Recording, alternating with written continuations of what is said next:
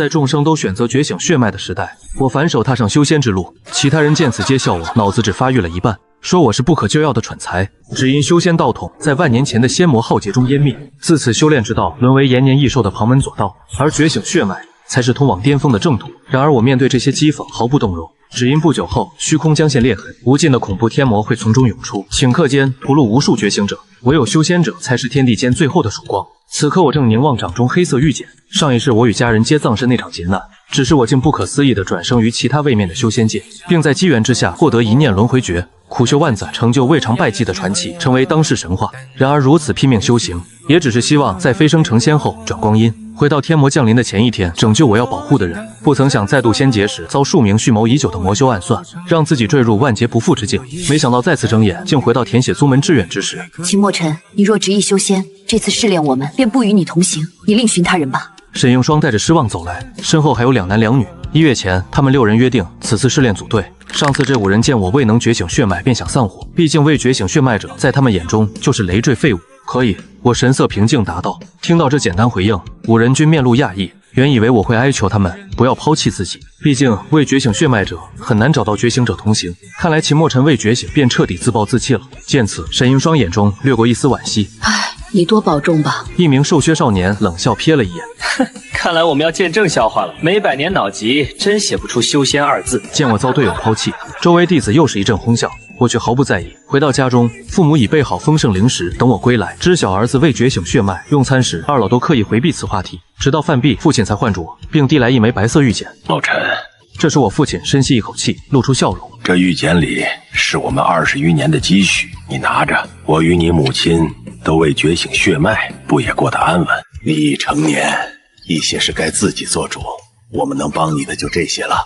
说罢，将玉简塞入我手中，便去帮母亲收拾。我正在原地，这跨越万年的亲情，往昔记忆再次浮现脑海，记忆与现实交织。此刻手中玉简似有万钧之重，这一世绝不让历史重演。因这天地灵气稀薄，唯有汲取天材地宝的灵气修行，而购宝需灵石，故未与父亲客套。随即携灵石前往城中最大灵药店。此刻灵药阁人来人往，熙攘非凡，多是觉醒者前来购置灵液。请问有何需求？这时，一位身着灵药店服饰的秀丽少女走来询问：贵店有人参、灵芝、雪莲这些灵药吗？少女闻我要买灵药，顿时面露亚色。如今几乎皆购成品灵液，谁还买灵药啊？有的，我们灵药阁也有专售灵药的分堂，那里或许有您所需。说完便引我步入一处药香弥漫的楼阁。与先前堂口不同，此处门庭冷落，一位老者戴着老花镜，坐于木案前，静静翻阅典籍。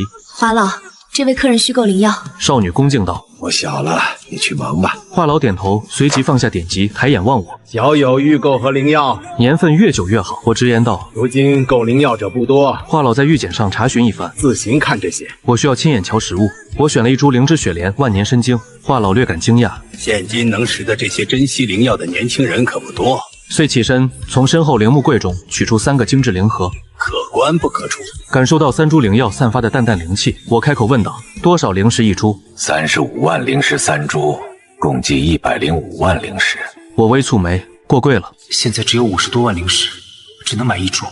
沉思片刻，又让华老取出另几株价稍便宜的灵药，细查一番，比对药效与价格，35万贵了。这玉髓果仅需1万灵石，万年参精功效与20枚玉髓果相当，加之万年参精年份与珍稀程度，顶多25万灵石。我缓缓道。华老闻此眼前一亮，年少却有见识，但此乃荒域所产野生万年参精，18岁前常服可增觉醒血脉几率，单此一项至少加价10万灵石。华老指向旁侧，培育参精，若接受培育参精，我可10万灵石授你。我看一眼便摇头，己无灵气对自己无用。此时一位面有刀疤、面目凶悍的中年修士踏入灵药店。老华，领账。他一进门便将储物袋置于柜台，几缕灵血从袋中渗出。华老打开储物袋，倒出其中物件，是一堆血淋淋的妖兽材料。收获颇丰啊！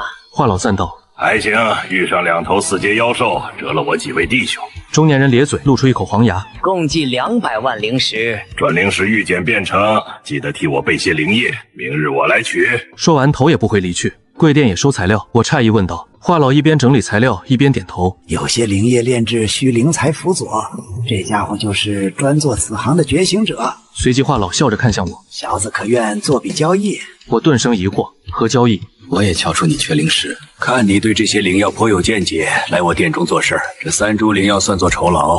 我沉吟片刻，缓缓摇头，紧接着话痨手指轻敲台面，又道：那我退一步，我这儿常有人来受荒域所得灵药，有些奇特灵药我也难断其旨，届时需你帮忙鉴定，可否？我听后点头，这条件看似我得意，但以我阅历眼光，替话痨鉴定灵药，实乃他大占便宜。行，那下次再会，盼你给我惊喜。话痨将3个灵核递我，然后转身继续整理材料。拿到灵药后，我便驾驭法器前往明月湖灵境。重生归来后，我发现明月湖灵境灵气较他处浓郁，此刻正欲去明月湖突破。3株灵药所含灵气并不算多，若与其他修士想突破炼气或有困难，但我作为曾屹立人道巅峰的强者，自能将3株灵药效用发挥极致，突破炼气十拿9稳。明月湖灵境还有许多老者坐于湖畔打坐修仙，只是这些人所谓的修仙，在自己看来，无非就是坐在那里放松身心而已，根本不算修行。我来到一株粗大灵柳旁坐下，立有几名白发老者围来。前几日自己开始修炼时，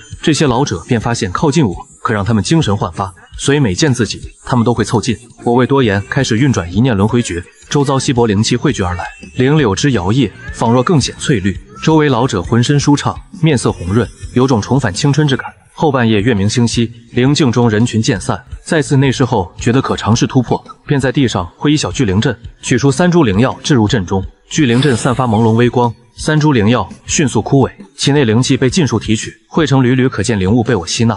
此刻我心无旁骛，全力冲关。清晨，我身旁刮起一阵灵风，我猛然睁眼，呼出一口浊气，感受到久违的灵力涌动，终于突破炼气1层了。如此便可施展些小术法，也算有自保之力。往昔我对修炼一无所知，跌跌撞撞100年才入正途。这一世，我一定要每个境界都真至完美，再登巅峰。随即起身离去。这时，一些晨练老者来此。这是谁在地上画的图？有意思。一位鹤发童颜的清瘦老者皱眉看了一阵，旋即坐于图案中央，瞬间猛然一震。有意思，你替我查查此图何人所绘。回到家中，我换了一身法袍，才前往宗门。再过一段时间，圣院便会联合所有宗门举办首届天命杯大赛。大赛头名可得海量关注与巨量资源，只有通过宗门考核进入宗门，才有机会参加天命杯大赛。所以这宗门考核自己还得去凑个热闹。此刻青云宗6殿喧闹嘈杂，我的出现让殿内短暂安静。我们宗门修仙大佬来了！有人出言嘲笑，但预想的附和却未出现。此刻其他弟子正惊讶地望着我。今日的我似乎与往昔不同，有种超然脱俗之感。就在这时，授业长老林雪瑶步入殿内，悄悄桌案，让大家安静，然后开始讲述此次宗门考核的注意事项。这次云州28宗门联考，地点是38号试炼秘境，猎杀不同等级妖兽，获取不同积分，其中遇见1级妖兽都堪比筑基体。会儿大家到广场领取出发前物资。说完，林雪瑶便转身离去。各位弟子遵守秩序，排队过来领取物资。此刻广场中，一个威严声音从前传来，正是宗门宗主。作为觉醒者，即便不用扩音法器，声音也极具震慑力。觉醒者在中间领取，炼气师在右边，炼丹师在左边。修仙不是我们宗门谁选的修仙。众所周知，选择不同志愿，在宗门考核时不同资源包。除一样的灵丹与恢复灵液外，觉醒者会得圣院统一定制灵器，炼气师会得初级炼气傀儡，炼丹师则会得初级炼丹炉。至于修仙这个志愿，在宗门考核中还真未出现过，宗主都不知配合法器才妥当。短暂失神后也笑了。这位修仙的弟子来我这里领取物资。此种场面对于普通弟子或许尴尬，但对我毫无影响。只见我淡然登台，弟子，你若现改主意，我可特许你换一次志愿。宗主出言相劝，不必。我摇头，宗主无奈。这小家伙怎如此之傲，但也不好再多言，好好努力。宗主面色不悦，瞪了其他看热闹的弟子一眼。都看什么看？赶紧领取物资！此刻，一位拥有冰蓝长发、身姿高挑、容貌精致的美丽少女从自己身前经过，她眸光流转，不着痕迹地打量自己。重点店的苏寒霜，我们宗门7名天品觉醒者中唯一的女子。这么近，看她好美啊！男弟子痴痴望着苏寒霜。半个时辰后，所有人领完资源，在宗主指挥下，上千名考生浩浩荡荡走出宗门。此时灵州内气氛微妙，不少弟子忐忑不安，借与人交谈缓解紧张。不少人偷瞄向我。他就不怕吗？听青云宗6殿的人说，可不也是觉醒血脉，还被元小队抛弃，谁愿带累赘呢？这些人哈哈大笑，仿佛如此便能驱散紧张。好了，抵达38号试炼秘境范围，先距地面200丈，全部跳下。灵州后舱门开启，护送人员给每人1枚飞行符，所有考生以小队形式陆续跳下。一处废墟秘境，长满藤蔓灵草，灵虫飞舞，空气中弥漫湿润灵气。你们看，那是谁？全宗独一份的修仙者，1/1000的概率，竟让我们遇上。一名男弟子面露亚色。话说等会儿若遇妖兽，我们要出手帮他吗？一名女弟子担忧问道。帮啊，怎么帮？考核帮助同门，再让他上报，咱们也能拿额外积分。一名虎背熊腰男弟子一副志在必得模样。就在5人交谈时，3头幽冥狼从我身后废墟窜出，每头皆有丈许高2丈长，龇牙咧嘴，格外狰狞。然而我仿若未觉，身后幽冥狼仍缓步前行。明明未觉醒血脉在秘境里，还敢如此大意，真是寻死！那虎背熊腰男弟子虽嘴上这么说，却也握紧灵刀，随时准备出手。幽冥狼立于长满灵草的石头之上，幽绿冷眸紧盯前方背影，猛地向前冲去。而我仅瞥了3头幽冥狼一眼，却不闪不避。这傻瓜准备动手！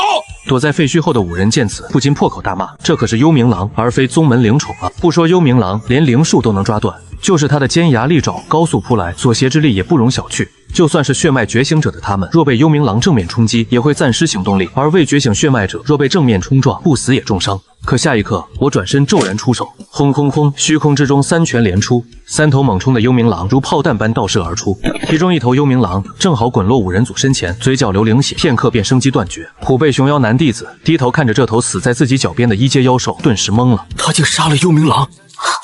这怎么可能？有人低声惊呼：赵刚，你说这家伙怎么做到的？一名女弟子瞪大眼望向虎背熊腰男弟子。赵刚咽了咽口水，秒杀1阶妖兽，至少也是天品觉醒者吧？普通觉醒者可杀1阶妖兽，但定要一番厮杀，唯有天品觉醒者才能释放觉醒技能，瞬间秒杀1阶妖兽。此刻我正刀尖挑飞幽冥狼妖丹，然后收入储物袋，紧接着头也不回离去。在突破炼气期后，自己五感6诀皆大幅提升，周遭100丈内哪怕是细微空气震动，自己都能轻易感知。所以自己早感知到周围幽冥狼与这几名弟子存在，只是几名1阶觉醒者而已，还入不了自己眼。收好3枚妖丹后，便径直朝废墟秘境中心行去。越往秘境深处，妖兽强度越高，收获积分越多。想参加天命杯，至少得进云州前50，所以去中心区域猎杀2阶以上妖兽才是自己选择。秦墨尘路过一处废墟殿堂时，有支小队从内钻出，其中一人震惊地望着秦墨尘。王浩自己入门结识的好友，你这家伙这几天怎么回事啊？你请假，连传讯预检也联系不上，没事吧？王浩大大咧咧问道。没事，重生归来后，自己对法器接触甚少，所以倒未看到王浩联系，没事就好。你独自一人沈用双他们呢？罢了罢了，既然你一人，就跟我走吧。王浩滔滔不绝说了一堆，我低头哑然一笑，可以。这才对嘛！咱们玄天双雄联手，考核必定横扫一切。对于我的加入，王浩十分欣喜。介绍下，这些都是我同殿弟子，实力不俗。秦墨，趁我挚友，待会儿跟我们一起走，都多照应。王浩介绍道。我不咸不淡点头。刘峰3人见我的态度，心生不悦，但看在王浩面子上，未多言。只盼此人脸皮别太厚，等会儿赚到入宗门积分便自行离去，莫要一直赖着我们队伍才好。行走废墟之中，围绕考核，刘峰他们谈论布局。虽我们队伍多了1人，但努力些，应也能分到之前积分。杜明瞥我一眼，然后说道：对于自己的加入，他们的不满自己岂会听不出？不过并未多言。这时我抬头看向右前方废墟，在自己感知中，那里有妖兽正靠近，应是群居妖兽。走了2步，王浩他们也停下，警惕环顾四周。就在这时，右前方废墟响起妖兽奔腾之声，25头妖兽从废墟冲出，1头2阶铁甲蛮蛛，12头1阶幽冥狼，11头1阶双尾灵猫。我和秦墨尘去拖住2阶铁甲蛮蛛，你们速速解决1阶妖兽。王浩神情凝重，冷声道。另外3人未多言，持灵刀便冲了出去。铁甲蛮蛛人如其名，攻高防高，想杀他不易。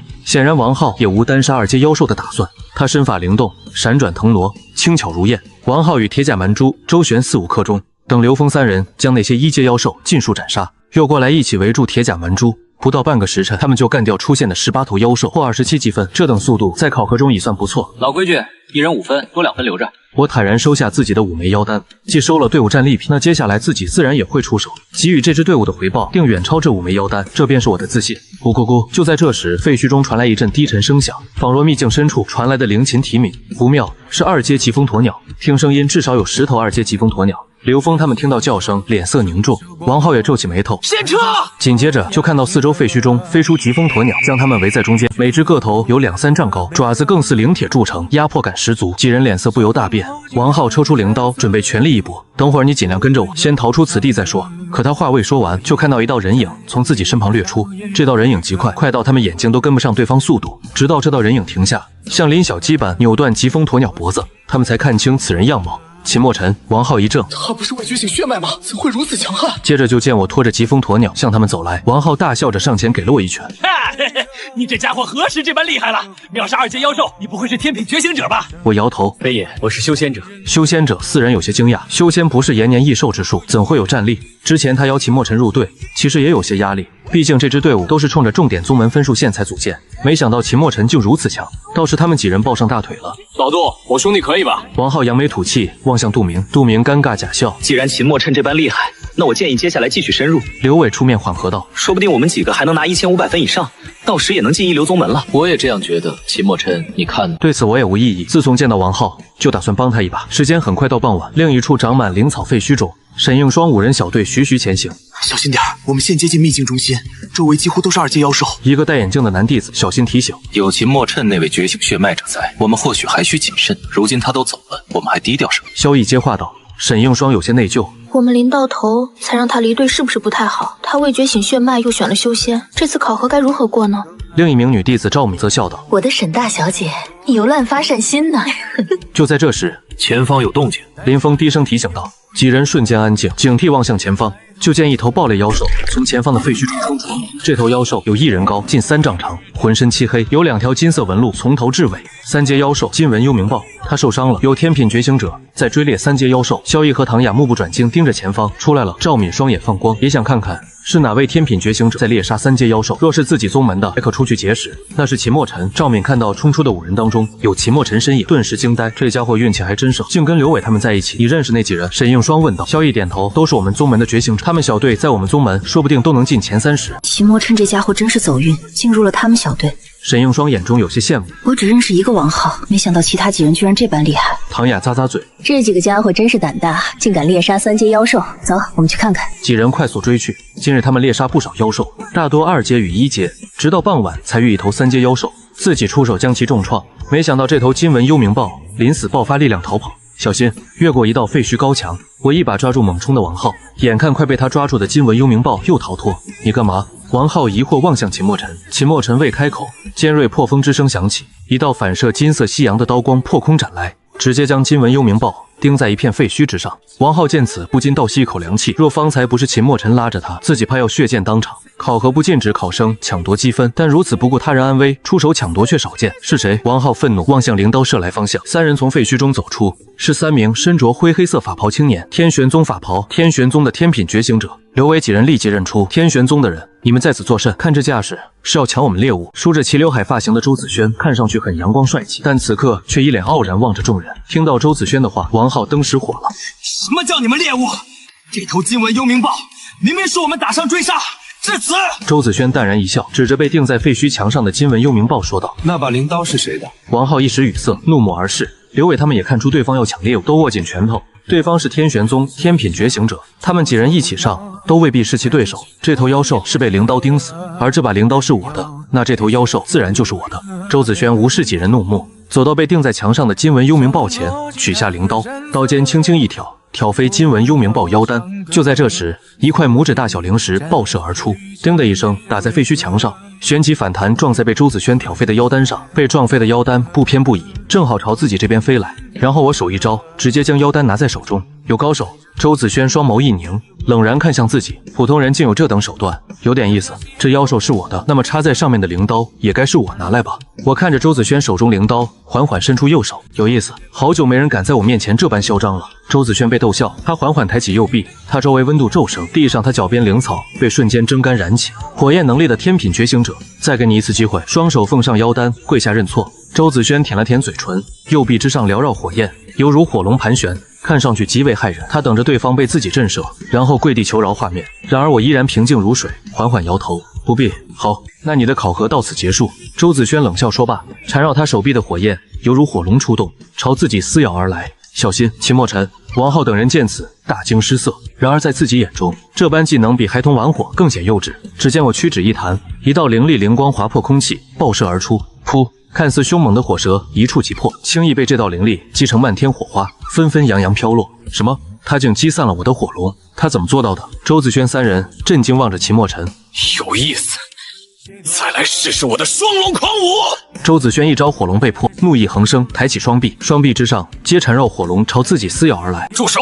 宋景云一把抓住周子轩肩膀，周子轩火焰散去，他怒视宋景云，何意？现在还未到秘境中心，别在此耗费气力，区区一头3阶妖兽而已，与他们便是。周子轩闻此回过神来，可恶，差点误了大事，算你走运，走吧。周子轩与宋景云3人转身离开，而就在这时，淡淡声音再度响起：“我让你走了吗？”这句话吓得王浩他们一身冷汗。我的天，这几个天玄宗天品觉醒者都走了，你还招惹他们作甚？周子轩本在忍耐，此时闻对方之言，顿时怒极反笑：“你再得寸进尺，我拼着成绩不要，也要让你躺上1年。”我淡漠道：“你可试试。”宋景云皱眉，拦在2人中间，他体内有股股灵压袭向秦墨尘，但都被无形力量压制回来。短暂交锋让宋景云脸色不由一变。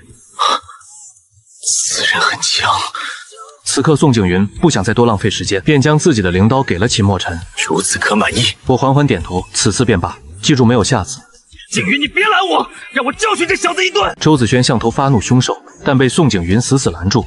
一把灵刀而已，与他便罢。宋景云沉声道：“不可为此耽搁正事。”最后，周子轩咬牙忍下，愤然转身离去。王浩几人早被秦墨尘操作惊得目瞪口呆，他们知秦墨尘很厉害，但亲眼见秦墨尘与天品觉醒者硬碰，甚至从天品觉醒者手中夺来灵刀，心中愈发钦佩。他们去秘境中心了，我们还去吗？王浩问道。去，为何不去？我淡然道。而此刻秘境考核场地，闲杂人等禁止入内的警示牌下，突然出现4道狼狈身影。停下作甚！一名抱着精致灵木盒的中年修士喝问道：“三哥，非法闯入考核秘境是违规的，若被发现要受重罚。”一名衣衫不整、手臂缠绷带青年迟疑道：“都何时了？若被那些家伙追上，命都没了，还怕违规？”说完，中年人抱着精致灵木盒，直接越过5、6丈高灵网，跳进秘境之中。其余3人稍作犹豫，也跟了进去。他们进去没多久，又有10几个彪形大汉出现。魏明远他们进了秘境，还追吗？一人问道。追！1000年灵果与雪域果要效惊人，只要有一口气就能救回，必须带回家族。次日天明，在一处废墟灵境中，王浩他们4人正在分配妖兽材料。如今2阶妖兽皆由王浩他们对付，而我只有遇3阶妖兽才出手。这时废墟中响起一阵碰撞声，考核中帮助同门有加分，所以王浩他们立即凑上去。沈映霜！王浩顿时惊呼。沈映霜此刻衣衫破损，听到有人喊他望向生源处，刚开口，他眼泪就如断线珠子般落下。我们小队与好多2阶妖兽被冲散，我拼命才逃出。沈映霜双眼通红，哭得梨花带雨。回去吧，我淡淡说道，然后转身离去。秦墨尘，我们就不管他呀？王浩追上秦墨尘，惊讶问道。他装模作样，身上的伤是假的，腿也无碍。我摇头。那他为何这般？王浩4人目瞪口呆。我轻笑，见我们队伍实力强，想分些好处。那女子还真是有心计，小心！我停下脚步。王浩他们立即戒备。此时前方树林内有一头巨大妖兽，犹如失控灵车冲破撞来，碎石飞溅，灵力四射。3阶妖兽嗜血魔鳌，他受伤了。王浩几人见此，脸色不由一变。你抽出灵刀，注入灵力，将灵刀掷出，灵刀散发寒芒，破空而去。灵刀精准无误，钉在嗜血魔鳌脖颈，将它钉在旁侧地上。被控制住的嗜血魔鳌发出低沉嘶哑吼叫，挣扎2下便一动不动。我走过去取回灵刀，挑起嗜血魔鳌腰单，旋即转身离去，干净利落。等他们走后，又有3人从嗜血魔鳌冲出方向追来。再看到嗜血魔鳌被人盯杀，皆是脸色一变。宋景云走近，蹲下查看，是谁？哪个贼子抢了老子猎物？周子轩怒火中烧，跳过来，四周温度高涨。收敛些。宋景云不悦呵斥，微皱眉，这痕迹有点像是我那把灵刀所留。周子轩闻此勃然大怒，可恶，又是那狗东西！别让我遇见他，这次谁来都没用。王浩他们听到身后传来怒吼声，然后加速逃离。下午4时，废墟秘境中心，他们5人在废墟1楼清点战利品。王浩他们几人有些激动地说着自己目前积分。如今才2天不到，我们就获1000多分，明日再稍作努力，1500分也有可能。这可是一流宗门录取线。接下来我打算独自走走。我开口道，加入这小队本为助王浩获积分，如今王浩已获足够积分，自己也没必要再留。刘伟几人虽早有预感，但听秦墨尘说出，还是有些失落。好吧，不过你一人去秘境中心要小心，明日是考核最后一天，5时过后灵网才会开启积分录入通道，在此之前最为混乱。王浩提醒道。我点头。与王浩分别后，独自在废墟街道上前行。轰隆隆！忽然，我右边爬满藤蔓的废墟建筑被妖兽撞碎，3阶妖兽铁甲蛮蛛如灵车般横冲直撞朝我冲来。你刚要出手，察觉到什么？收手闪在一旁。铁甲蛮蛛身后有3道大腿粗细、2丈多长白色冰锥爆射而来，3枚冰锥似装有灵翼，精准无误扎在铁甲蛮蛛身上，将它狠狠钉在地上。嗷！铁甲蛮蛛发出嘶吼，灵血刚流出，便被冻成灵冰，它浑身也被笼罩一层白霜，没多久便没了气息。4道人影从铁甲蛮蛛撞碎的废墟建筑中走出，其中一位少女拥有冰蓝长发，身姿高挑，面容精致，犹如一只美丽灵鹤款款而来，正是秦墨尘他们宗门的苏寒霜。是你？苏寒霜一眼就望见秦墨尘，俏脸流露惊讶。你在此作甚？这里算秘境中心区域，四周都是2阶以上妖兽，你胆子可真大呢。苏寒霜好奇地看着秦墨尘，随手一挥，插在铁甲蛮蛛身上的坚冰融化，一枚妖丹被冰屑包裹着飞落他手中。随意逛逛，我淡然道：我认识几位修仙的老前辈，他们平时都爱打坐，而且怕妖兽怕得要命，你却好像不怕3阶妖兽啊。苏寒霜问道。我看了一眼咽气的铁甲蛮蛛，咽气的有何可怕？苏寒霜笑靥如花，你真有趣。别往前逛了，如今不少天品觉醒者都在秘境中心，接下来这里会常有大战，你会被波及的。苏寒霜提醒道，旋即优雅转身离去。紧接着，我也继续朝秘境中心行去。夜幕降临，星光闪烁，没有灵石还真不习惯作战，全靠视力夜晚对我影响太大。你转身，今日猎杀到此为止，明日再去秘境中心猎杀3阶妖兽。犹如一头矫健灵兽，在废墟上腾跃3两步，消失在黑暗中，来到一处相对完好废墟。我停下脚步，刚要进去，忽闻不远处一阵打斗声。借着月光，我看见有10几头妖兽正围攻3人。看那3人衣着与体型，应非考生。你并不打算出手，在前世里养成习惯，最好少管闲事，除非有好处。在转身之际，我忽然一惊，目光落在其中一人抱着的精致灵木盒上。灵药，我眉头一挑，这世界不是灵气枯竭了吗？怎还会有灵药？难道说这世上也有秘境等奇异空间存在？大世界灵气虽枯竭，但在秘境之中却有充裕灵气，可修炼，可培植灵药。一头3阶妖兽爪子撕裂空气，抓在抱着精致灵木盒男子身上。他摔倒下去，但仍紧抱灵木盒。三哥，你先走，我们断后。人物，少废话，要走一起走。丢了一枚异果，志峰也下落不明，老子再一人回去，怎跟七神他们交代？3人联手，奋力杀出妖兽包围圈，然后快速钻进一条巷道。巷道中一道嘶吼响起，竟是3阶妖兽嗜血魔鳌巢穴。3人被这突如其来的变故吓得脸色大变，连忙退出。然而身后妖兽已追来，龇牙咧嘴，狰狞骇人，前有虎后有狼，进退无路。看来今夜我们难逃此劫了。魏明远苦笑，可惜我们找到能为家主疗伤的灵果，却未能带回。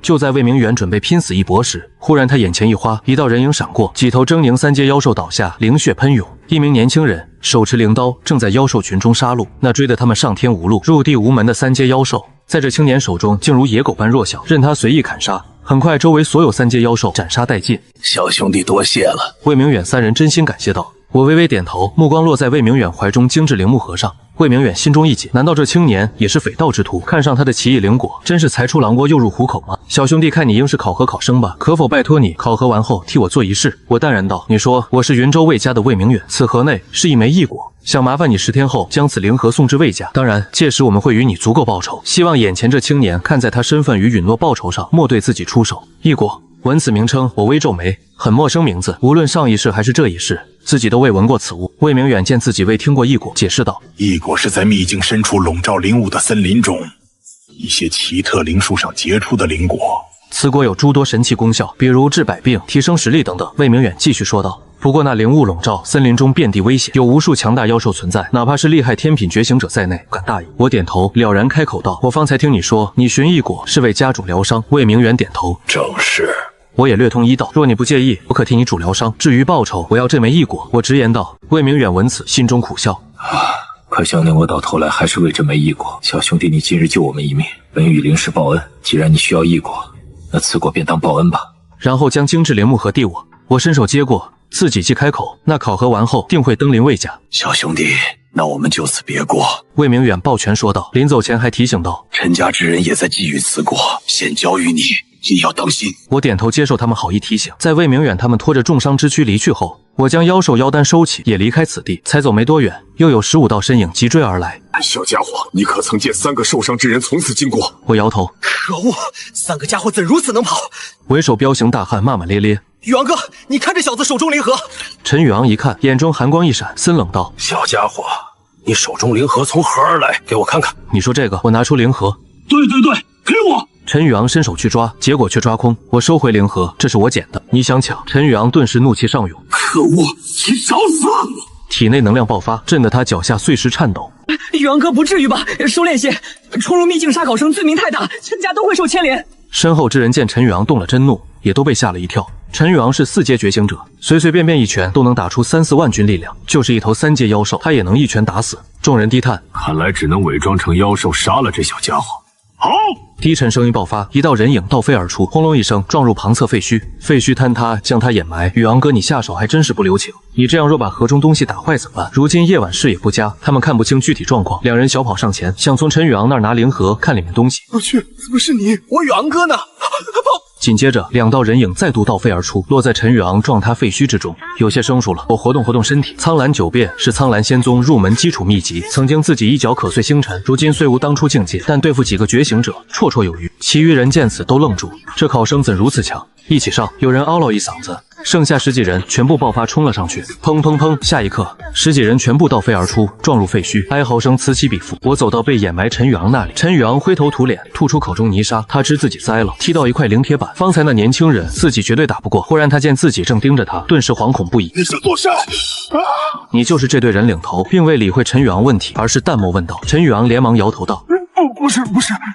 我微皱眉，又将另一人从废墟中拖出，问道：“你们领头是谁？”那人也未答，就这么看向陈宇昂。陈宇昂冷汗蹭蹭冒出，饶命！陈宇昂扑通一声跪下，能屈能伸，遇弱则嚣张跋扈，遇强则唯唯诺诺。我也未多计较，而是抬手掐诀，在陈宇昂眉心一点一缕金色灵光闪烁，我感受到一道凉意渗入眉心，霎时间颅内似有万千灵意啃噬。他双手抱头，在地上翻滚，哀嚎不止。片刻后，陈宇昂才停下挣扎，声音虚弱，浑身发抖：“你对我使了什么手段？不过是个小术法，试试效果罢了。”你不是人！陈宇昂咬牙切齿，颤抖的手指着我，我淡然一笑：“凡事皆有代价，你们对我动手，我留你们性命，但需付买命钱。你们15人，半年内给我15枚这样的异果，否则每3日你便会重历刚才之苦。”陈宇昂一听，整个人僵在原地。这种异果1枚价值数千万灵石，15枚异果便是数亿灵石，你不如杀了我！这异果虽算是最低阶的灵药，竟卖得如此昂贵，想想也是，这世界灵气枯竭，乃是末法之地，能长出这等灵药，自然价值连城。我沉吟片刻，再度开口：“3枚半年后送到我面前，我为你解数。”陈宇昂闻言，倒是又燃起一丝生机。他沉默半晌，忽然开口：“那你也要对他们施此术，否则我一人无法办到。”我意外地看了他一眼，够狠，是块混修炼界的料。随即也不多言，接连施下噬魂之术，然后给他们留下一道传讯灵符印记，让他们得异果后联系。随后离开此地，一处相对完好的废墟灵楼之上，我从灵盒中取出异果，以灵力刻画聚灵阵，将异果置于阵中。盘膝修炼阵法嗡鸣，一阵灵光闪烁，缕缕灵气被我吸入体内，浑身舒畅。而那异果在我吸纳下迅速干瘪，竟连炼气1层中期都未达到。对于异果的效果不甚满意，既然有异果，那生长异果之处是否还有更珍贵的灵药？考核完后要回去多了解这方面的信息，若有，那么自己1年内突破金丹便简单许多。天刚蒙蒙亮，我就朝秘境中心进发，来到一处废墟，灵墟中心弥漫着灵血与灵草汁的气味，应是前不久发生过激战。突然废墟中接连2声凌厉的碰响，灵剑从我身侧擦过，同学独自一人，一名身着蓝色法袍的男弟子提着灵刀走出，上下打量我。我去，连觉醒者都不是。那人破口大骂：“罢了，蚊子再小也是肉，把这2日的收获交出来吧，免受皮肉之苦。”我笑了，居然还真有人打劫自己。1分钟后，哥别打，疼！青天哥，这是我们2人收集的妖兽材料，总价值3000分，您收好。身着蓝色法袍的5名弟子鼻青脸肿，跪在地上，恭恭敬敬将储物袋中的妖兽材料双手奉上。滚吧！我收起储物袋，神色平静。好嘞！鼻青脸肿的5人如获大赦，连滚带爬逃离此地。我继续前行，四周打斗，与妖兽哀嚎声不断，还有灵力声。这时，一道兽影坠落在我前方，一头妖兽从坍塌废墟中冲出，是3阶妖兽银甲凶蜥。就在这时，有8根冰锥爆射而来，冰锥尽数砸在银甲凶蜥身上。此时，一道半虎半人的身影暴掠而至，对着笨拙的银甲凶蜥一阵猛击。之后又有3人出现，联手将这头3阶银甲凶蜥斩杀。我站在一旁有些惊讶，没想到竟在此处又遇苏寒霜。此刻苏寒霜也看到了我，旋即不满地皱起眉头：“哟，你这人怎么不听劝呢？让你别来秘境中心，你还来，你的胆子真不是一般大。唉，不选炼气师而选修仙，屈才了。”萧景环颇为赞许我的胆量，几人快速取下银甲凶蜥妖丹，然后朝我走来。有事？苏寒霜给了我一个白眼：“你是不是没弄清现在状况啊？这里到处都是天品觉醒者和3阶妖兽，你一个修仙的家伙跑这儿来做什么？我知道附近有处相对完好的废墟，那里比较安全，我们把你带过去。”感觉到苏寒霜对自己有些太好了，不禁多看了他几眼。与苏寒霜一起的萧景环3人也诧异地看着他：“寒霜，你怎么对他这么好？不会是看上他了吧？你是2阶天品觉醒者，他只是个修仙者，你们没未来。”刚变身的赵子轩恢复了原样，此时狐疑地看着2人，一开口就是浓浓中二风。苏寒霜俏脸刷的红了。看上你个大头鬼，我是看在同门份上才帮他的。好吧，这样啊。赵子轩一副原来如此的表情。那咱快走呗，说好还要去蹲冯雪瑶他们据点呢。萧景环也点头道：“听说冯雪瑶他们负责流油，现在他们团队至少有2万份。”孙明辉说道：“我觉得还不如去找周子轩他们。找他们？你疯了吗？周子轩可是天轩宗的人，去找他白给。”萧景环惊讶不已：“周子轩他们没那么强，听说他们之前想抢人家3阶妖兽，踢到灵铁板了，还赔了一把灵刀出去。后来好不容易打败了一头3阶嗜血魔龙，结果又被那人给虎口夺食，到现在还提着刀到处找人呢。”孙明辉笑着解释道。萧景环惊讶不已：“他们好歹也是天炫宗的天品觉醒者，这么弱？”几人边走边议论，我在一旁听着也没插嘴，倒是没想到自己和那家伙的恩怨居然传得这么快。就在此时，咕咕咕，前方废墟中传出一阵低吼声，几人立即收声，进入戒备状态，小心翼翼地从废墟后面望过去，顿时露出欣喜之色。3阶妖兽嗜血魔，运气真好。赵子轩舔了舔嘴角，不过他旁边还有8头2阶妖兽。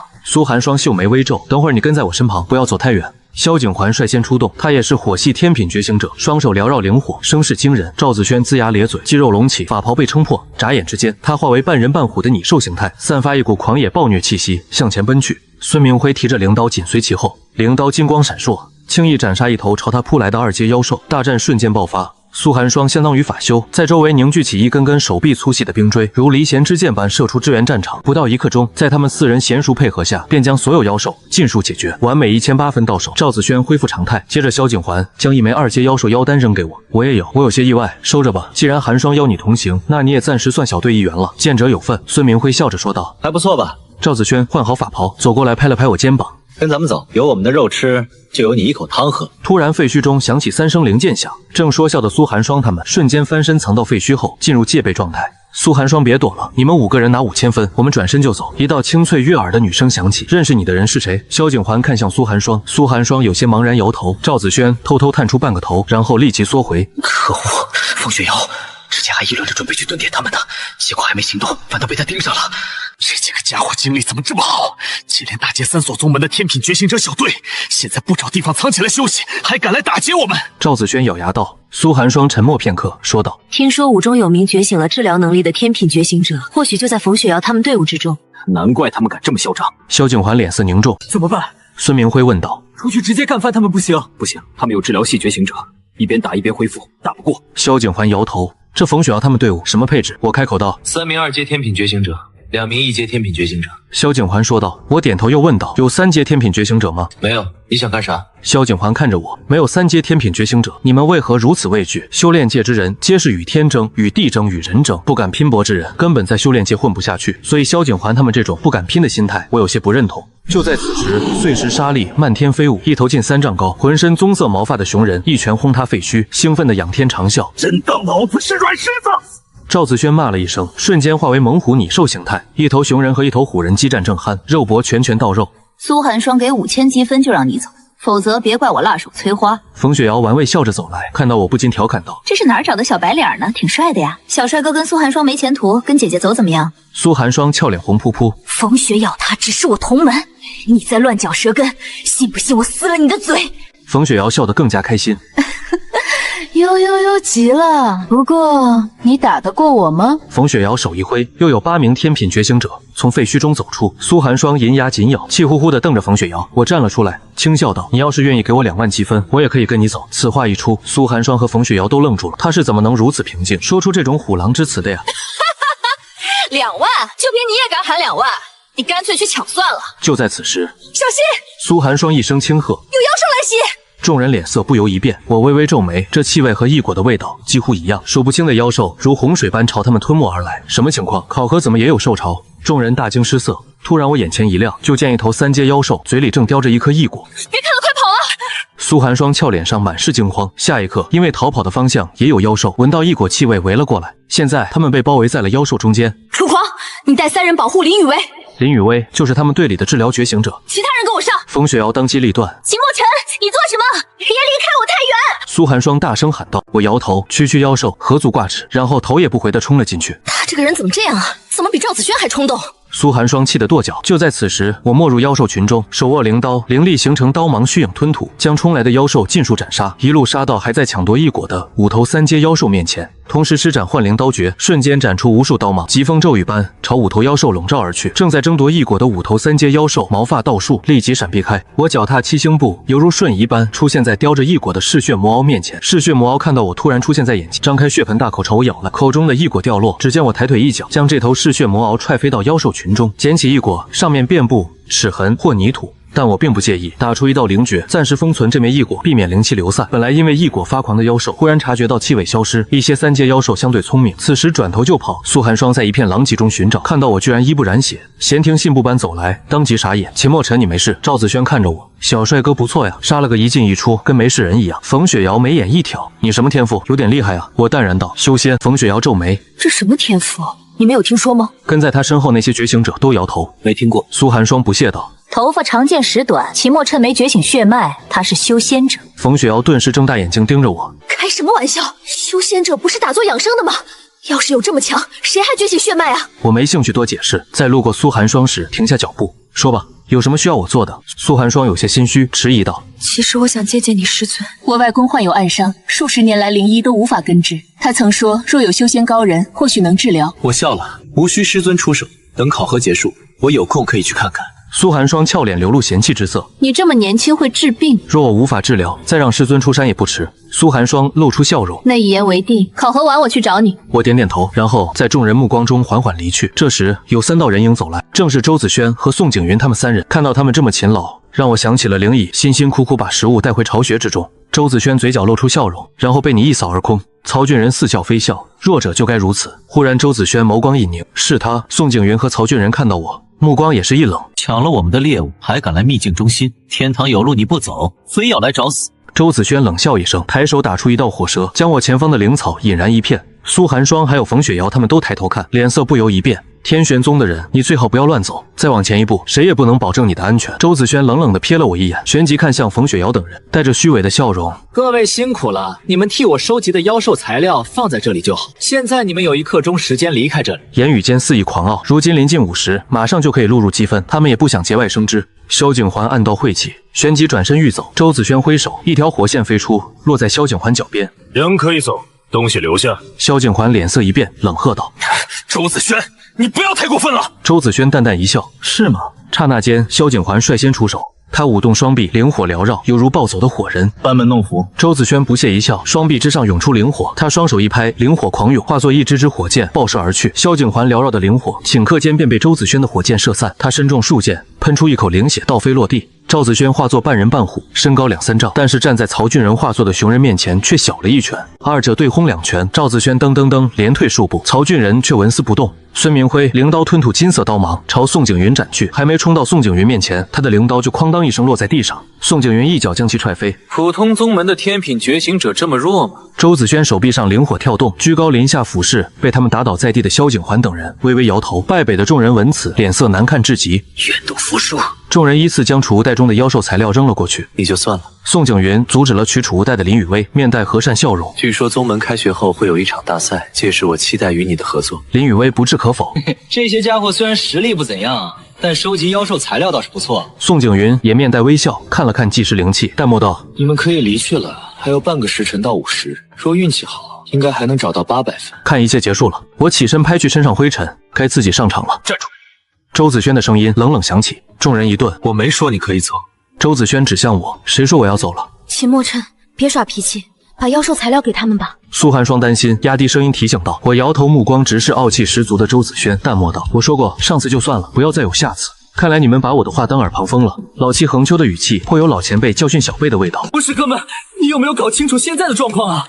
那几个可是天玄宗的2阶天品觉醒者，他们不找你麻烦就谢天谢地，你还敢挑衅他们？冯雪瑶背后鼻青脸肿的考生幽怨地看着我，下意识地远离了我一些。周子轩3人听到我的话，面沉如水。饶是擅长隐忍的宋景云被我这么训，也是眼冒寒光。之前我饶你一次是要保留实力拿积分，现在我已有了足够积分，你觉得还能从我手下逃走？周子轩面容扭曲，狰狞冷笑，他手臂上灵火跳动，仿佛下一刻就会爆射而出。此话一出，苏寒霜他们顿时屏息，瞪大眼睛看着我。之前他们还讨论过是哪位猛人能破掉周子轩的火蛇，没想到那个人竟是我。我缓缓开口：“你尽可以试试。”顿了顿，又看向宋景云和曹俊仁：“你们也一起吧，别浪费时间了。”宋景云被这句话逗笑了。已经很久没有人敢这样藐视我们天玄宗的天品觉醒者了。曹俊仁是兽系觉醒者，下一刻他举起拳头朝我脑袋呼了过来。小心躲开啊！苏寒霜被惊出一身冷汗，接着就看到一道硕大的身影猛地倒飞而出，然后轰隆一声砸在后面废墟之上。周子轩不淡定了，浑身灵火暴涨，他双手拍动，灵火狂涌，化作一支支火箭射向我。只见我抬手一挥，股冰寒之气席卷而出，竟连周子轩的火箭都被冻成了一支支冰雕。宋景云脸色一变再变，猛地半蹲下去，双掌按在地上，一股无形的灵压波动朝我席卷而来。我抬脚一跺地面，一股小型灵力风暴骤然形成，旋即肆虐开去。灵草的方向倒转，全部指向宋景云。灵力风暴震散了宋景云的攻击，半蹲在地的宋景云整个人倒飞而出，在空中喷出一口灵血，洒落地面。周子轩见此，不敢再有任何保留，他身周灵火暴涨，旋即化作一条水桶粗细的火，咆哮着朝我撕咬而去。我张嘴猛地一吸，凶猛无匹的火龙被自己一口吞下，然后打了个饱嗝，吐出一缕白烟。不可能！周子轩脸色苍白，难以置信的摇。苏寒霜等人瞠目结舌的看着这一幕，而我面无表情，走到最近的周子轩身前，拿过储物袋。听说过异果吗？知道又怎样？不知道又怎样？我满意点头，知道就好。给你5天时间，拿一枚异果过来，算是打劫我的代价。周子轩冷笑：“你算什么东西？想要异果不可能，有种杀了我！”我轻笑摇头，旋即轻轻在周子轩胸口一点。周子轩疼得龇牙咧嘴：“你对我做了什么？为何我的天赋没了？拿异果来，我为你解开。你若觉得当普通人也好，那可以不用来找我，给老子解开，否则等考核结束，你死定了。”周子轩疯狂叫嚣。我双眸一冷，你再说一遍。周子轩一怔，他仿佛感觉有一条湿滑的灵蛇盘绕在脖子上，张着嘴吐着信子，随时都有可能咬在他脖颈上。记住5天内。我起身走向宋景云，我与周子轩的话你听到了。宋景云点头咬牙道：“愿赌服输，1枚异果，考完之后我送去你宗门。”相对于周子轩，宋景云明显更识时务，不过还是暂时封禁了宋景云。拿异果来，我为你解开。又从废墟中把曹俊仁拖了出来，封掉他的天赋后，才说起异果。我满意的点点头，3枚异果应该足够他晋级炼气2层了。做完这些，将2个储物袋扔给赵子轩和苏寒霜。赵子轩有些懵，秦墨尘，你这是什么意思？我笑了笑，我们不是一个团队吗？见者有份，你说的。苏寒霜想要，又有些迟疑，是不是太贵重了？是吗？我思忖，那还给我。苏寒霜立即抱住储物袋，我就客气一下，谁送出去的东西还能要回去？我有些无语，旋即转身离开这里。你去哪儿？苏寒霜问道。找个地方藏起来，等午时传积分。别忘了说好的事啊！苏寒霜喊道。我摆了摆手，放心，在众人都走后，景云你咽得下这口气？周子轩恶狠狠地问道。宋景云看着周子轩，我想去找沈连浩他们帮忙，给他1枚异果，他肯定愿意出手。周子轩眼中寒光闪过，宋景云摇了摇头，算了。秦墨尘在我们体内动了手脚，在他解开之前，我不想再生事端。周子轩再看向曹俊仁，你呢？曹俊仁说道，我打不过他，心服口服，都是怂货。周子轩骂道，你们不去，老子一个人去。这口气我咽不下。离开后，我便找了个相对完好的废墟，以灵力刻下聚灵阵，将那枚残缺异果放在聚灵阵中，一缕缕淡白色灵气飘出，同时运转一念轮回诀，将其炼化。炼气1层中期了，运转玄冰诀，凝练灵石。忽然猛地睁开双眸，眼中金光爆射，随即笑了，从鞋履下方取出1枚拇指大小的金属小球，稍稍用力，灵光四溅，灵力跟踪器。希望你们能多带点人来，不要让我太失望。带来的人越多，那我能拿到的异果就越多。瞥了眼插在地上的灵刀，微微摇头。灵刀始终不习惯，若能找到合适的材料，最好能炼制一柄灵剑。此时周子轩正咬牙领着一名青年在废墟中穿梭，这人正是沈凌浩。周子轩以1枚异果的代价请他来收拾秦墨尘。就在这里，周子轩停了下来，跟踪器可能被他发现了，刚刚被毁，但是他肯定想不到我们来了。我盘膝坐在废墟中，指尖轻轻摩挲那枚金属小球，这跟踪器做工精细，上面还残留一丝微弱的灵石波动。看来周子轩身后还有人指点，不过也好，他们来的越多，我手中的筹码便越足。我闭目凝神，继续运转一念轮回诀。废墟外风声渐起，远处传来妖兽的嘶吼与灵力的碰撞声。临近午时，这秘境中心反而愈发混乱，所有人都在做最后的冲刺，想在这最后半个时辰里多拿几分。忽然，我感知到3道气息正朝这边快速接近，其中1道是周子轩，另外2道一强一弱。强的那位气息浑厚，远非周子轩可比，至少是4阶天品觉醒者。我缓缓睁眼，嘴角微微上扬，来了。3道人影从废墟后转出，为首之人身材修长，面容冷峻，一袭墨色法袍上绣着银色云纹。他负手而立，目光居高临下的扫过我，仿佛在看一只不自量力的蝼蚁。周子轩站在他身侧，脸上带着报复的快意，就是这个不知天高地厚的家伙。沈凌浩打量我片刻，微微皱眉，你确定就是他？一个连血脉都没觉醒的人，把你们3个打成那样？周子轩面色涨红，咬牙道，他手段诡异，我的火焰能力被他一口吞了。沈凌浩眼中闪过一丝兴趣，有点意思。他上前2步，手指轻轻敲击腰间的灵刀，我给你个机会，解开周子轩他们的禁制，然后跪下认错，我可以让你完好无损的走出这个秘境。抬头看他，目光平静。你是天玄宗的人。沈林浩傲然点头。天玄宗核心弟子沈林浩，4阶天品觉醒者，想来你应该听过我的名字。我摇头，没听过。沈林浩面色一僵，眼中寒光乍现。看来你是敬酒不吃吃罚酒了。他手腕一转，灵刀出鞘，刀身泛起幽蓝灵光，空气温度骤降。冰系觉醒者，我微微点头，倒是跟苏寒霜同属一系，只是这气息的浑厚程度远非苏寒霜可比。我再给你最后一次机会。沈林浩灵刀横在身前，刀锋上凝结出一层薄冰。我缓缓起身，拍了拍衣袍上的灰尘。不必了，你既然来了，那便按规矩办事，一没一果，我替你解开周子轩他们的禁制。沈林浩冷笑，你凭什么跟我谈条件？他手腕一抖，灵刀划出一道弧线，3道冰刃破空而来，撕裂空气，发出尖锐笑声。我抬手一挥，灵力涌动，化作一面无形屏障，冰刃撞在上面，发出清脆声响，化为漫天冰屑。沈林浩瞳孔微缩，有点稳。他身形一晃，化作一道残影，灵刀裹挟着刺骨寒气，直刺我咽喉，速度极快，力量也远超周子轩之流。我侧身闪避，同时屈指一弹，一道灵力精准击中刀身，叮的一声，灵刀震颤。沈林浩手臂微麻，他脸色一变，迅速后退，拉开距离。你这是什么能力？他皱眉问道。修仙，我淡淡回答。修仙。沈林浩嗤笑，一个早已湮灭的道统也敢在我面前逞。他深吸一口气，双臂张开，周围空气温度骤降，地面凝结出一层白霜，冰封千里。他低喝一声，灵刀猛地插向地面，股磅礴的寒气如浪潮般朝我席卷而来，所过之处碎石灵草皆被冻成冰雕。我微微挑眉，这一招倒是有几分气势，但也仅此而已。我双手掐诀，体内灵力涌，指尖绽放出一团金色灵光，玄冰诀破。我轻喝一声，金色灵光与寒气浪潮碰撞，没有剧烈的爆炸，也没有惊天动地的声响，金色灵光如热刀切牛油般将寒气浪潮从中劈开。沈林浩脸色大变，怎么可能？他来不及反应，金色灵光已至身前，轰的一声，他被震飞出去，撞穿2道废墟墙壁，才堪堪停下。周子轩站在原地，双腿发软，脸色惨白，他最强的1丈竟然连1招都没撑过去。我走到沈林浩面前，他躺在碎石中，嘴角溢出灵血，眼中满是不甘。我俯视着他，语气平静，一枚一果，5天内送到我面前，否则你跟周子轩他们一样。沈林浩咬牙想要挣扎起身，却发现自己体内的冰系能力完全无法调动。你对我做了什么？他声音发颤，一个小术法而已。我转身离去，记住5天内。午时将近，秘境上空响起一声悠长的钟鸣，那是积分录入通道开启的信号。我加快脚步朝最近的录入点赶去，沿途遇到的考生见我独自一人，本想打劫，但感受到我身上残留的战斗气息后，都识趣的让开道路。积分录入点设在秘境边缘，是一座临时搭建的灵阵台。几名宗门长老坐在台上，面前悬浮着记录积分的灵简。我排队等待期间，听到周围考生议论纷纷，听说天玄宗的周子轩被人废了天赋，真的假的？谁这么大胆？谁知道呢？反正这次考核热闹大了。我面色如常，仿佛他们议论的人与自己无关。轮到我了，我将储物袋中的妖兽材料倒出，负责录入的长老看了一眼，微微皱眉。独自一人。我点头，长老用灵简扫过材料，微微惊讶，1850分，不错。他多看了我一眼。修仙者，我记得你是那个选了修仙的。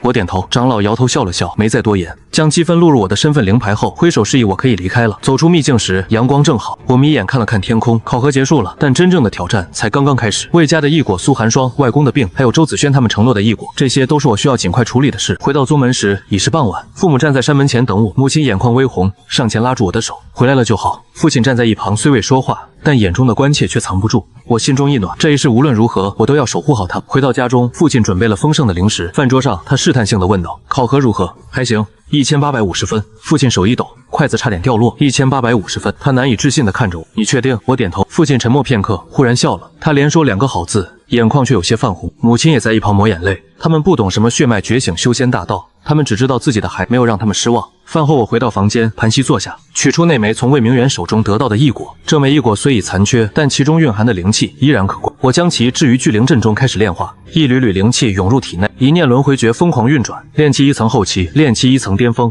当异果彻底干瘪化为齑粉时，我的修为已稳固在炼气1层巅峰，距离炼气2层仅1步之遥。我睁开眼，吐出一口浊气，还不够，需要更多的异果。我取出传讯灵符，给魏明远发了一道讯息：明日我便去魏家。片刻后，魏明远回，届时我在城外接你。次日清晨，我换了一身干净的法袍，跟父母说去城中逛逛，便离开了宗门。魏家是云州大族府，坐落在城东灵脉之上。我赶到时，魏明远已在城外等候。他伤势未愈，面色还有些苍白，但精神比那日好了许多。小兄弟这边请。他引我入城，穿过几条街道，来到一座气派的府邸前。府门两侧立着2尊石雕灵兽，门楣上悬挂着魏府匾额，比例遒劲，显然出自名家之手。魏明远带我径直入府，一路上遇到的仆从皆恭敬行礼。穿过几重院落，来到一间清雅的厢房，家主就在里面。魏明远推开门，房内一张陵木床上躺着一位面容枯槁的老者，他呼吸微弱，面色蜡黄，体内气息紊乱，显然是受了极重的内伤。我走近查看老者脉象，灵力探入其体内，仔细感知。片刻后，我收回手。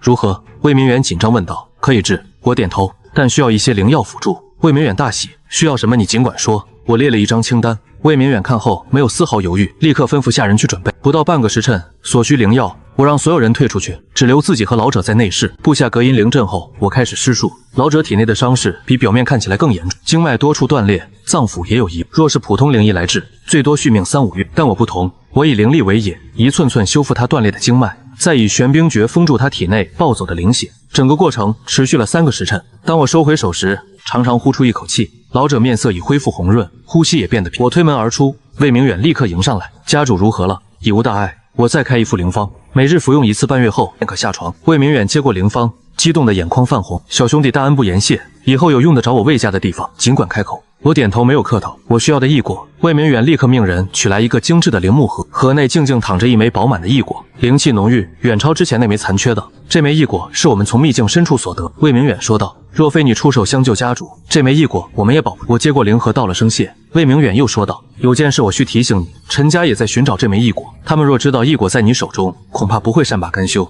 我微微一笑：“无妨，他们若来便是。”魏明远欲言又止，最终只是叹了口气：“你多加小心。”离开魏府后，我没有回宗门，而是去了城中的灵气铺。我需要一柄灵剑，普通的灵剑对我而言用处不大，我需要一柄能承载灵力且足够坚韧的剑。城中最大的灵气铺叫祝风阁，阁内灵气琳琅满目，从最低级的凡铁到蕴含灵力的宝器应有尽有。掌柜是个圆脸中年人，见有客人来，立刻堆起笑脸：“客官需要什么？”“灵剑。”我直说道。掌柜引我到灵剑区，这里陈列着数十柄灵剑，品质参差不齐。我扫了一眼，微微摇头：“太差了。”掌柜一愣：“客官想要什么品质的？”“最好的。”掌柜沉吟片刻，从内室取出一柄通体漆黑的灵剑，此剑名玄渊，以深海寒铁铸成，可承载4阶以下灵力，是我祝风阁的镇店之宝。我接过剑，注入灵力，剑身微微震颤，发出一声清越的剑鸣：“不错，但也仅此而已。”我摇头将剑放下：“还有更好的吗？”掌柜面露难色：“这已是最好的了。”我皱眉：“深海寒铁虽好，但韧性不足，承受不住太强的灵力冲击。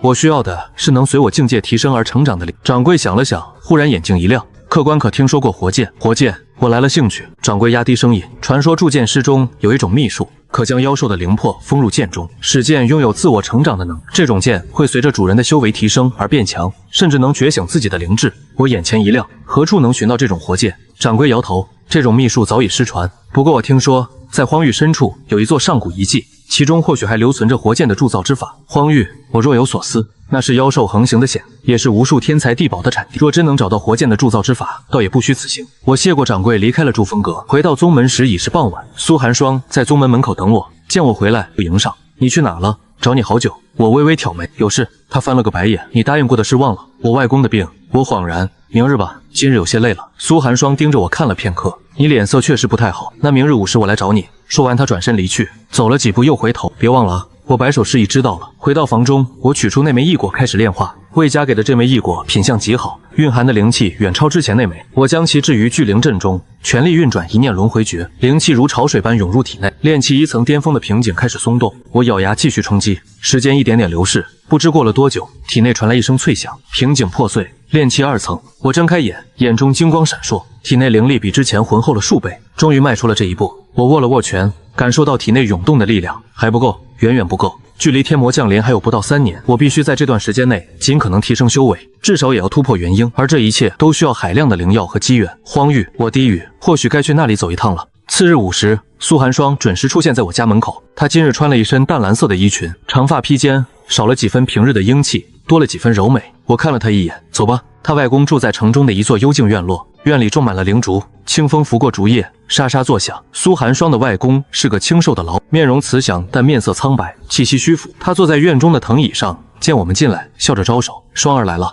苏寒霜快步上前，握住老人的手：“外公，这是我同门秦墨尘，他说可以治您的病。”老人打量我一眼，眼中闪过一丝诧异：“这么年轻就会治病？”我走近，搭上老人的脉搏，灵力探入其体内，仔细感知。片刻后，我微微皱眉，老人体内的问题比魏家家主更复杂，不仅是经脉受损，还有一股阴寒之气盘踞在丹田深处，若不及时清除，恐怕活不过3年。如何？苏寒霜紧张地看着我：“可以治。”我点头，但需要一些时间。苏寒霜松了口气，眼眶微红：“那太好了。”老人也面露喜色：“小友若真能治好我这把老骨，老头子我必有重谢。”我摆手示意不必多言，随后让苏寒霜去准备灵药。我则开始为老人施术，清除丹田中的阴寒之气，比修复经脉更棘手，需要以灵力一丝丝的将寒气剥离，再以玄冰诀将其炼化。整个过程持续了整整1天。当最后一丝寒气被清除时，老人长长呼出一口气，面色已恢复红润，小有大才。老人由衷赞叹。我点头起身，再服几副灵药调理半月，便可痊愈。苏寒霜送我到院外，他站在月光下，眼中带着感激。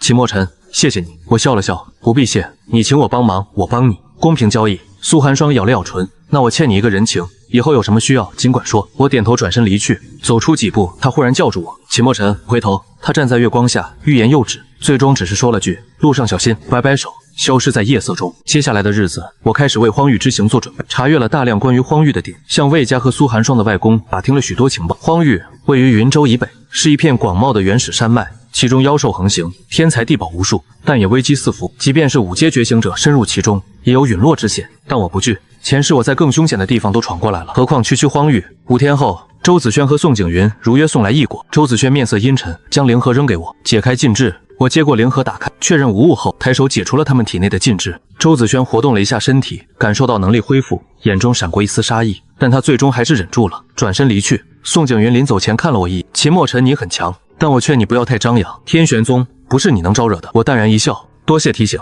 他们走后，我将3枚异果取出，加上之前从魏家得到的那枚，手中已有4枚异果。当晚我便开始炼化，1枚、2枚、3枚。当第4枚异果化为齑粉时，我的修为已突破炼气2层后期，距离炼气3层仅1步之遥。我需要更多的异果，而荒域就是最好的去处。次日清晨，我收拾好行装，将一封信留给父母，告诉他们我要去城中历练一段时间，让他们不要担心。然后我独自一人踏上了前往荒域的路。出城后，我取出一件飞行法器，注入灵，法器载着我破空而去。云州城在身后越来越小，最终化为一个黑点，消失在天际。前方是无尽的荒野和连绵的山脉，那里有我想要的一切，也有我将要面对的无数凶险。但我无惧，因为我知道，只有不断变强，才能守护想要守护的人；只有站在最高处，才能改变注定的命运。荒域我来了，飞行了整整1天，我终于抵达荒域外围。这里已是人迹罕至，空气中弥漫着灵草和妖兽的气息。我从法器上跃下，落在一座山丘之顶，放眼望去，前方是连绵无尽的原始山脉，古木参天，藤蔓如莽，偶尔有巨大的妖兽从林中掠过，带起一阵狂风。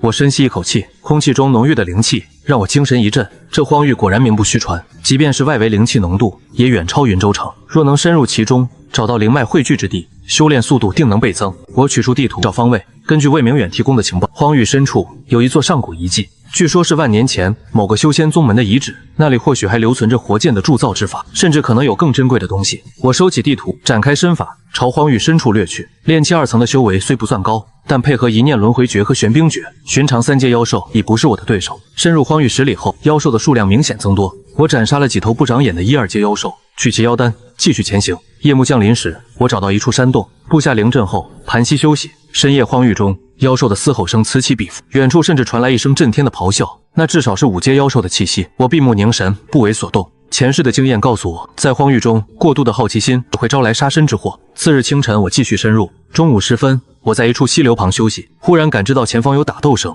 我收敛气息，悄悄靠近，只见溪流下游的一片空地上，5个人正与一头4阶妖兽激战。那妖兽是一头浑身覆盖鳞甲的豹甲龙蜥，体型巨大，力量惊人。5名觉醒者配合默契，但明显处于下风。其中1人已被击伤，鲜血染红了衣袍。我本想绕道离去，但目光忽然被其中1人腰间悬挂的灵盒吸引。那灵盒散发的气息与异果一模一样，而且不止1枚。我停下脚步，在暗处观察。那5人显然已支撑不了多久。豹甲龙蜥一爪拍飞其中1人，又甩尾将另1人扫入溪流。剩余3人脸色大变，转身就跑。豹甲龙蜥怒吼一声追了上去。我趁此机会掠到受伤倒地的那人身前。那人惊恐地看着我，你是什么人？我未答话，只是取过他腰间的灵盒打开，里面静静躺着3枚异果，灵气浓郁，品相极佳。这是你们的？那人点头又摇头，是我们在遗迹中找到的。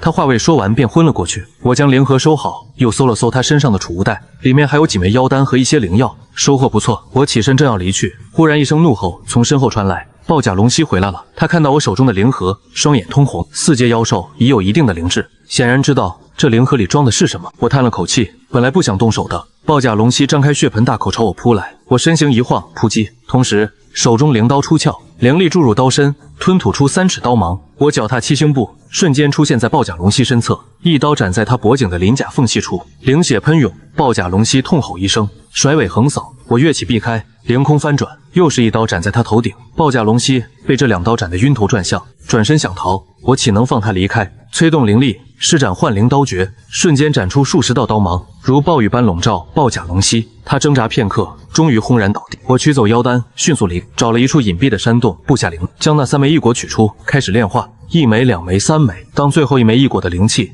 被吸纳殆尽时，我的修为终于突破炼气3层，体内灵力比之前又浑厚了数倍。炼气3层虽仍不算高，但在荒域外围已足以自保。我睁开眼，吐出一口浊气。接下来该去找那座上古遗迹了。根据昏迷那人储物袋中的地图，遗迹在荒域深处，距离此地约2日路程。我稍作休整，便继续上路。2日后，我终于抵达地图上标注的位置，眼前是一片被藤蔓和灵草覆盖的废墟，残垣断壁间依稀可辨当年宗门的规模。这里曾是万年前某个修仙宗门的山门所在。我漫步废墟之中，感受到空气中残存的灵气波动。虽已过去万年，但这里依然有灵脉残存，可见当年这宗门的底蕴之深。我一路深入，沿途发现几具白骨，从衣着看，应是来此探险的觉醒者。他们身上还残留着储物袋和灵气，我顺手收走。在一处坍塌的殿堂中，我终于找到了此行的目标，一柄斜插在石台之上的灵剑，剑身通体银白，剑柄处镶嵌着1枚鸽蛋大小的灵珠，灵珠内隐约可见一道灵魄在游活剑。我眼前一亮，走进石台，仔细打量这柄剑，剑身完好无损，灵珠内的灵魄虽已沉睡，但依然生机勃勃。若能唤醒这道灵魄，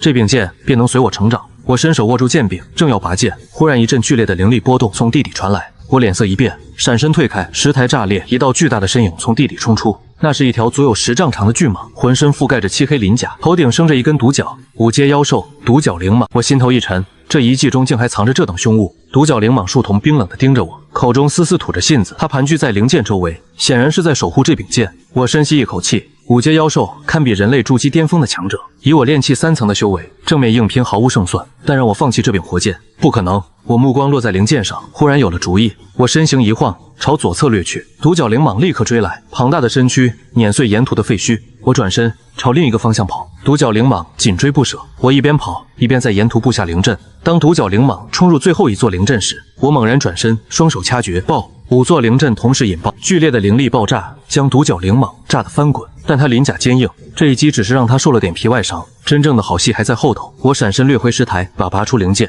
剑身震颤，发出一声清越的剑鸣。灵珠内的灵魄苏醒，一股强大的灵力涌入我体内。炼气3层巅峰，炼气4层，炼气5层，修为疯狂攀升，最终停在炼气5层巅峰。独角灵蟒怒吼着冲回来，我握紧灵剑，体内灵力涌动，玄冰诀一剑斩出，冰寒剑气席卷而出，独角灵蟒被冻成冰雕。我凌空跃起，又是一剑，冰雕碎裂，独角灵蟒轰然倒地。我落在地上，大口喘气，体内灵力消耗大半，但心中却无比畅快。看着手中银光流转的灵剑，我微微一笑。从今以后，你便随我征战天下，就叫你双白吧。我稍作休整，从独角灵蟒身上取了妖丹和鳞甲，又在遗迹中搜索一番，找到几枚异果和几本残破的典籍，收获颇丰。离开遗迹时已是傍晚，我找了一处山洞休息，盘膝炼化新得的异果。当最后1枚异果化为齑粉时，我的修为已稳固在炼气6层，距离筑基又近了一步。我睁开眼，看着手中的双白剑，嘴角微扬。荒域之行收获远超预期，接下来该回去了。还有些账需要跟天玄宗的人算算，他们答应给我的异果可还没给呢。我起身走出山洞，夜色中荒域的风带着灵草的气息拂面而来，远处的山脉在月光下若隐若现。这片充满机遇与凶险的土地，我还会再来的，但现在是时候回去了。我展开身法，朝云州城的方向掠去，身后荒域在夜色中渐行渐远，但我知道这只是开始。天魔降临之前，我还有很长的路要走，而这条路注定不会平坦。